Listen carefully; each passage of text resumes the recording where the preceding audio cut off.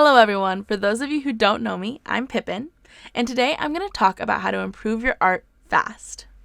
If you're like me, you probably prefer instant gratification over slow progress, even if slow progress is technically better for you and for your art. So today I'm going to teach you a technique that will, if done right, usually help you to see results as quickly as your next art piece. We're going to achieve this with a method of study where you draw from a reference quickly, rest, and then redo it slowly. There's some specific tricks to doing this method safely, so please don't rush into it without getting all of the information first. Get it? Rush? Because we're trying to improve quickly. Okay, anyway, so why try to improve fast? There are a lot of reasons to want to improve quickly. For me, the biggest thing that makes me want to see fast improvement is when I feel like I've hit a plateau in my normal practice and I just want to see real results so I don't lose my mind feeling like my art is never going to get better. I also tend to want to improve quickly right before I do a piece I feel really inspired to do and that I want to turn out perfect.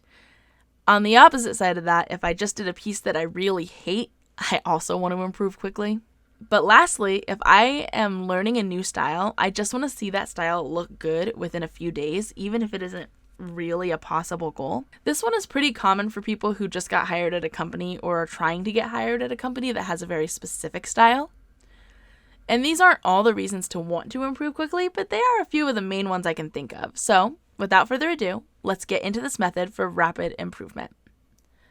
The first and most important rule for this method is to make sure that you know that rapid skill bursts should not be your constant goal.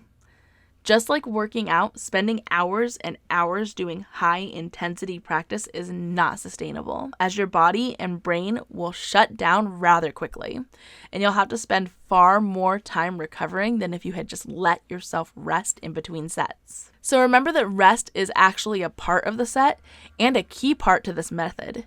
You need to be giving yourself at least 3 days of rest for each day of rapid improvement exercise that you do. And as tempting as it sounds, 3 days on and 9 days off does not work nearly as well as 1 day on and 3 days off 3 times. Why? Because after 1 day, your brain is already starting to get exhausted and will see less progress than if you were rested in between each day, especially if you haven't built up endurance by doing this method before yet.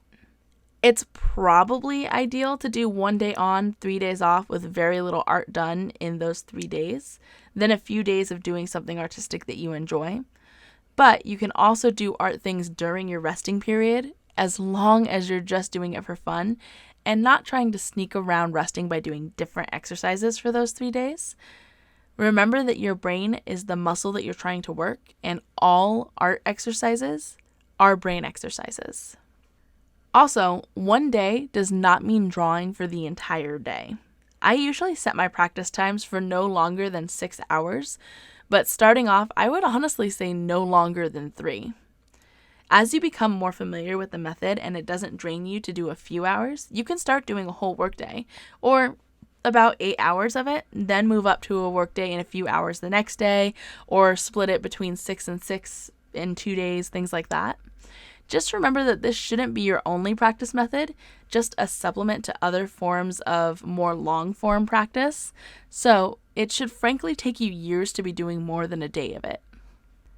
The second step is to work for quantity over quality. And I know that sounds very silly, but hear me out. During these practices, you don't want to do any work that you care about, because when you draw something important to you, you'll tend to focus too hard on making it look good rather than learning. Yes, you can learn during a piece that matters to you, and frankly, you should be trying to learn during any art piece whatsoever. But staying on one piece for too long is not good for rapid growth, and that's what we're going for here. So, with that stipulation set, you should use this time mostly for doing studies from reference. If you aren't working from reference, you're not going to learn how things work or look. So, it won't help you with rapid growth because you're trying to learn to do things how you think they should be done instead of how they should actually be done. So once you've picked out your references, only work on the piece for about a half an hour. If you're looking for rapid growth, you're looking for rapid learning, which means taking a lot of information in quickly and letting your brain process it as you go. This will be your first study out of 2 for each reference.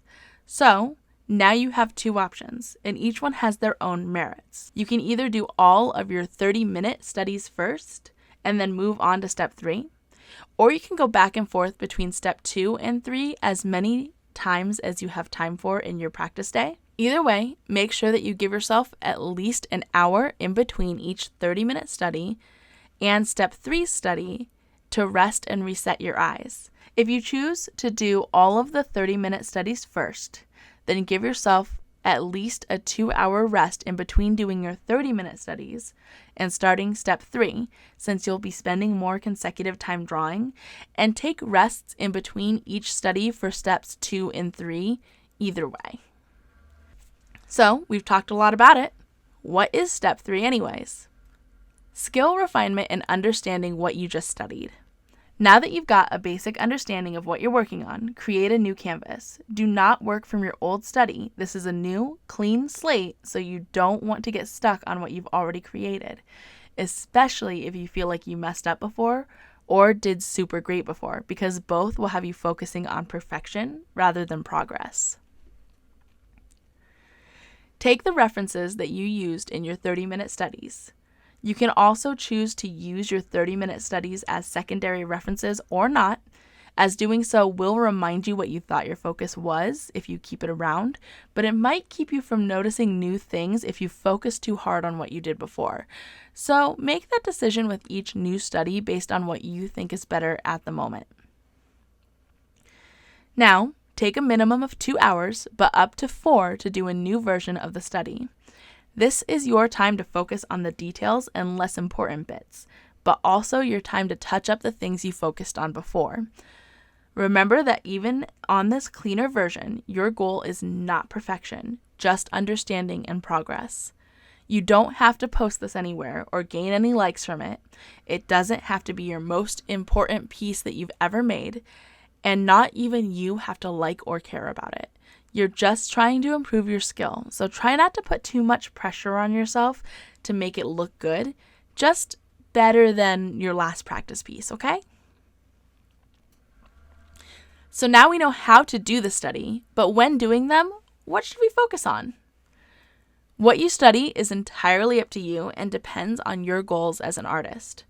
If you're wanting to grow in a style, find artists that draw in that style and use their work for your studies. Try to find a few different artists so that you can develop your own style rather than focusing on replicating someone else's. If you want to learn how to color skin, find photographs that show a lot of skin and focus on just that in your practice. If you want to learn dynamic poses, find photos and artworks that give the feel of dynamism that you're looking for, and then try to figure out how each part of the image improves the flow without getting stuck too much on anatomy or color or other objects. Don't try to focus on every aspect of a big topic. Instead, try smaller versions of the big thing and only focus on that in your next rapid growth study. So, instead of anatomy, try how ab muscles work or how arms connect to a torso. Instead of lighting, try how light bounces off skin or how cloth reacts to light. Instead of clothes, try how a t-shirt folds around the arms or how latex shines in the light. I tend to pick things I know I've been struggling with in my last few pieces, especially if I know they're things that I will draw again in the future. Each of my examples from before are things that I've specifically struggled with and either have studied and or will study more in the future. These are things that I know I can improve on because I've been frustrated with them in the past. But sometimes I do forget what frustrated me most recently while I'm picking things to study, so I have to remind myself that taking notes is my friend. If you're having trouble remembering what you struggled with, keep a notepad of things you want to learn in the future so you can come back to it later when you're preparing a study. And again, I know that I've harped on this a bit already, but please remember that self-care is the most important step to all of this. Make sure that you're taking a lot of time to rest and let yourself do fun art in between practices. If you get worn down and don't want to do art anymore, then these studies aren't actually helping you at all. But also remember that it is okay to rest and let yourself not do art. And I think giving yourself time to take a break from your hobbies is incredibly important. They shouldn't feel like a chore, and if they do, you should take some time away from it for a while. Instead, try giving yourself time to do other creative things that don't require brain power, or if they do require brain power, require a different kind of brain power. Believe it or not, learning how other crafts work does actually help you to be a better artist. I knit, crochet, leatherwork, and do a bunch of other crafts, and they help me to understand what good versions of those things look like. So resting does actually teach you too. And lastly, I do have to toss up a quick disclaimer. Yes, this is a great tool for rapidly growing, but it will yield diminishing returns after a fairly short while. If all you're doing is this method and then resting and then this method and then resting and this method and then resting without actually applying it with your own work in between, or at least doing other more long form studies, you will eventually see less growth and even no growth. So remember that this is an occasional study tool, not the only one. Anyways, thanks for sticking with me through to the end. If you liked the video, please drop me a like and hit me with that subscribe button for more tips and tricks on art and improvement.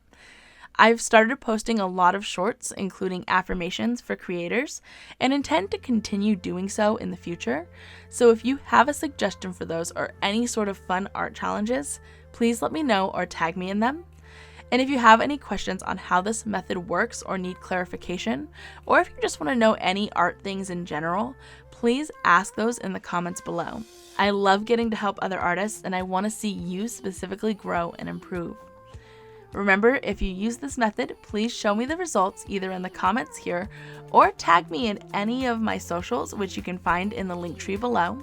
And as far as I understand, if you really like my content, ringing the bell also gets you actual notifications from my channel. Anyways, I hope you have a wonderful day, and I'll see you in the next video. Bye!